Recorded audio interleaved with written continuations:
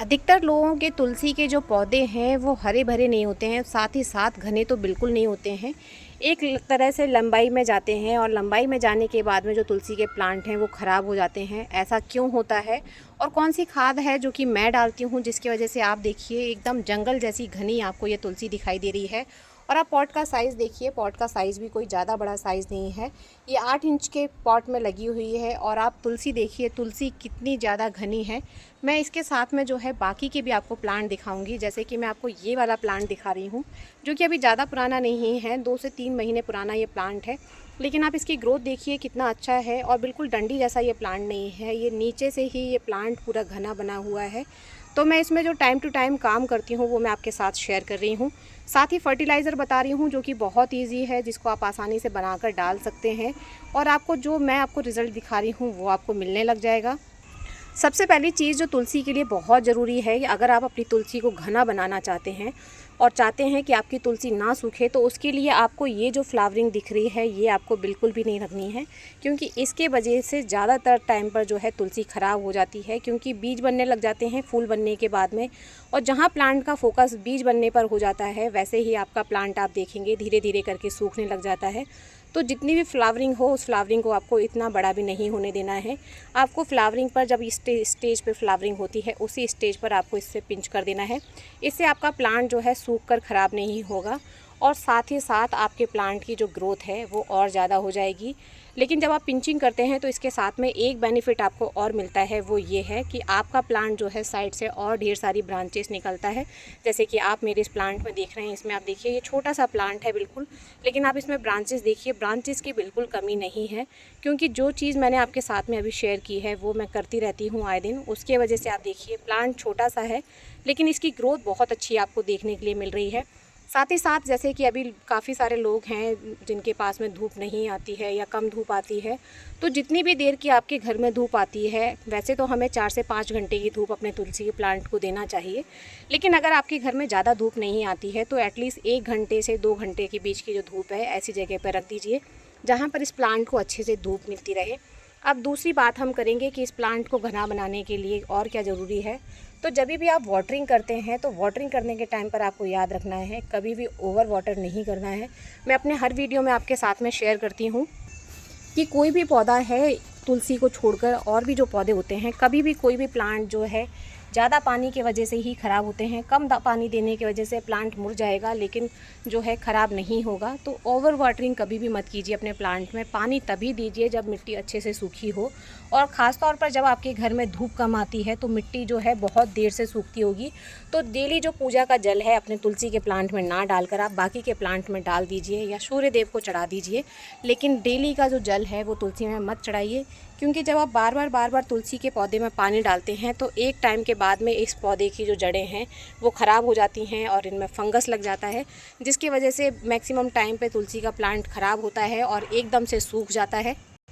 अब जो फर्टिलाइज़र हमें बनाना है उसके लिए हमने एक मग लिया है। इस मग के अंदर जो है 1 लीटर पानी है। 1 लीटर पानी में आपको जो है वर्मी कंपोस्ट डालना है 1 मुट्ठी के करीब। और मैं आपको वर्मी कंपोस्ट बता रही हूँ तो आपको जो है वर्मी कंपोस्ट ही डालना है, इसकी जगह पे कोई और दूसरी चीज़ हमें नहीं डालनी है। अब इसके बाद जो दूसरी चीज़ आप देख रहे हैं ये है ह्यूमिक एसिड। ह्यूमिक एसिड आपको ज़रूर से इस खाद में डालना है। तो 1 पिंच के करीब हमने जो है ह्यूमिक एसिड डाल दिया है। इन दोनों चीज़ों को हम पानी में अच्छे से मिक्स कर देंगे और ये थोड़ी देर में जो घुलकर है बहुत जल्दी तैयार भी हो जाता है। ये आप देखिए, ये आपका जो फर्टिलाइज़र है बनकर तैयार हो गया है। अब इसको कैसे देखना है वो देख लेते हैं। आपको इसको शाम के समय पर अपने प्लांट में डालना है और जितनी कैपेसिटी आपके प्लांट की है उसके हिसाब से या पॉट साइज़ के हिसाब से आप इसको डालिए, बनाइए और इसको डाल दीजिए। इसके अंदर भरपूर मात्रा में नाइट्रोजन है, जिसकी वजह से आप देखेंगे पत्तियां जो हैं लश ग्रीन हो जाएंगी। इसके अंदर हमने ह्यूमिक एसिड डाला हुआ है। जितनी भी खादें आपके प्लांट के अंदर होंगी या फिर जितने भी पोषक तत्व आपके प्लांट की मिट्टी में होंगे वो सारे पोषक तत्वों को जो है ह्यूमिक एसिड खींच कर लाएगा और ह्यूमिक एसिड की वजह से जो है वो सारे पोषक तत्व आपके प्लांट की जड़ों तक पहुँचेगा। और इसका रिज़ल्ट ये होगा कि आप देखेंगे 6 से 7 दिन में ही आपको विजिबल रिज़ल्ट दिखने लग जाएगा। और ये काम आपको अपने प्लांट में जो है हर 15 दिन में करना है। बस केवल आप अगर यही खाद डालते रहेंगे तो भी आपका प्लांट जो है बिल्कुल स्वस्थ हो जाएगा। अगर आपके प्लांट जो है ओवर वाटरिंग से ख़राब हुआ है या फिर आपके प्लांट की जो जड़ें हैं या मिट्टी आपकी प्लांट की सूखती नहीं है तो प्लांट में जो है मिट्टी में हर 7 से 15 दिन में जो है गुड़ाई ज़रूर करते रहा कीजिए, जिससे मिट्टी जो है अच्छे से ड्राई हो जाए। और ओवर वाटरिंग की वजह से अगर प्लांट ख़राब हो रहा है तो बीच बीच में इसमें फंगीसाइड या जो हल्दी है, हल्दी वाला पानी महीने में 1 बार या 1 से 2 बार आप दे सकते हैं। एप्सम सॉल्ट का स्प्रे करने से भी प्लांट जो है काफ़ी हेल्दी रहता है। लेकिन जो फर्टिलाइज़र मैंने आपको आज बताया है, इसको अगर आप डालेंगे तो आपको इसको ग्रीन करने के लिए एप्सम सॉल्ट की भी जो ज़रूरत है वो बिल्कुल भी नहीं पड़ेगी। आपका प्लांट जो है बिना किसी स्प्रे के ठीक हो जाएगा। प्लांट के ऊपर जो है मैक्सिमम टाइम किसी भी तरह का रोग जो है कम ही होता है। लेकिन अगर आपका प्लांट किसी भी प्रॉब्लम से परेशान है तो जो लास्ट मैंने आपके साथ में स्प्रे शेयर किया था कपूर वाला, वो स्प्रे आप अपने प्लांट पे ज़रूर से करते रहिए। फिर आप देखेंगे कि आपका जो प्लांट है बहुत ही ज़्यादा घना और बुशी होता रहेगा। और जो फूलों के लिए मैंने आपको बताया है कि इस स्टेज पर ही आपको फूलों को तोड़ देना है, तो ये काम आप बिल्कुल मत भूलिएगा। क्योंकि अगर आप अपने प्लांट पर फूल रखेंगे तो आप देखेंगे कि आपके प्लांट की ग्रोथ भी स्लो हो जाएगी और आपके प्लांट के जो सूखने के चांसेस हैं वो भी बढ़ जाएंगे। तुलसी के प्लांट पर जो है बहुत ज़्यादा फ्लावरिंग होती है और मैक्सिमम टाइम जो है मैं इसकी फ्लावरिंग निकाल कर ही परेशान रहती हूँ।